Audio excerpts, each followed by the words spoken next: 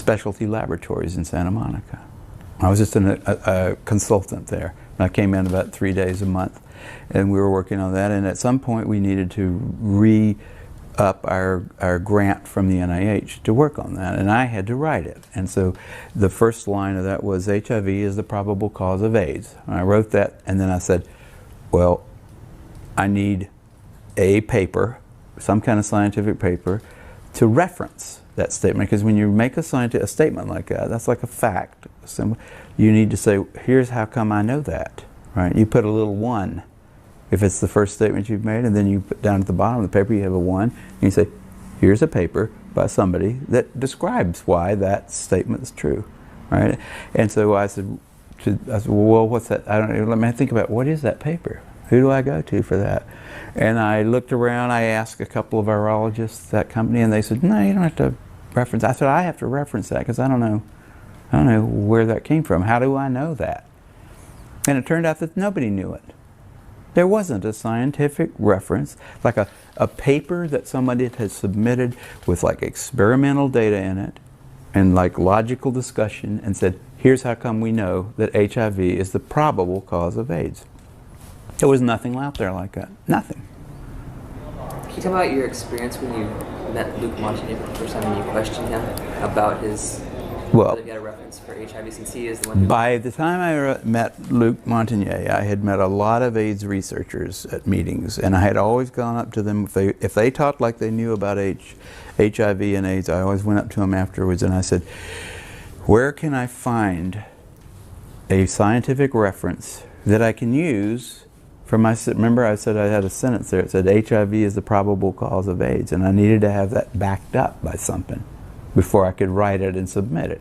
And I went around, I asked a whole lot of people. I said, well, the people, I can't find it. At first I looked for it, just in like computer searching kind of stuff like that. But then I said, there's got to be somebody that knows this. So you go to experts and ask them.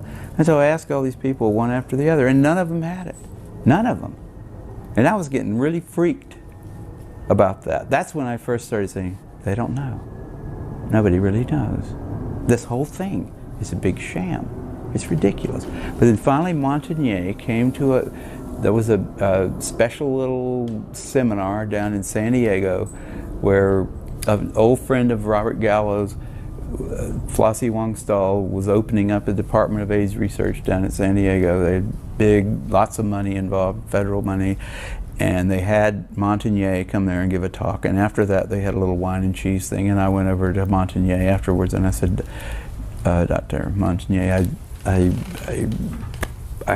can't find a reference. I can't find a reference to go with the statement HIV is the probable cause of AIDS. I'm sure you can help me. And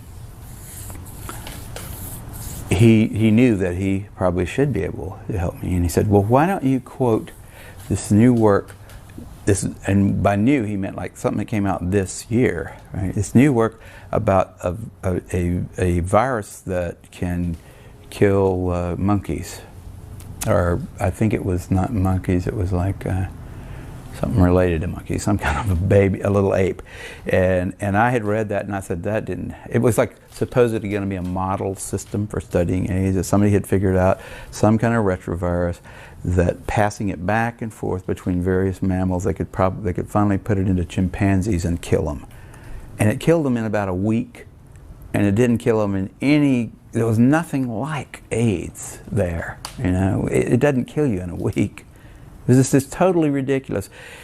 None of the symptoms were the same. And I said, well, I read that paper, and I didn't see any connection between that and AIDS, and I don't think that would be a real. I wouldn't want to use that as a reference. And I don't remember exactly what he said, but I know he walked away. Oh. No, before he told me about that paper, he said, why don't you use the NIH, like the CDC report?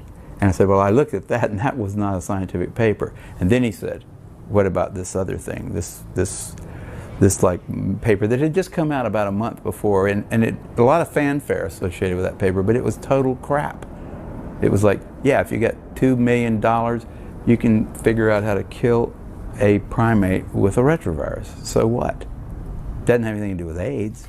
It didn't look like AIDS. It didn't smell like AIDS. It wasn't AIDS. It was just like got a retrovirus that can kill a chimpanzee. So what? So I didn't get any more out of him. He walked away after that. And the people standing around, by the way, who were his colleagues there, looked at him like they were thinking he should come up with a better answer than that. But he couldn't, and he just turned around and walked away. I really thought he'd have an answer. I really did. I mean, that was my last, I was right at the edge of my faith in the system, but I thought Montagnier will know why he thinks HIV causes it, and he'll tell me. He'll say, because of this study. You know, but he didn't have that. None of those guys have that, and that's why they're so weird, you know. That's why they don't want dissent. They don't want people like me walking up and asking them those kind of questions, and they're willing to like go to great lengths to prevent that. They're out on a limb. I wouldn't want to be there with them.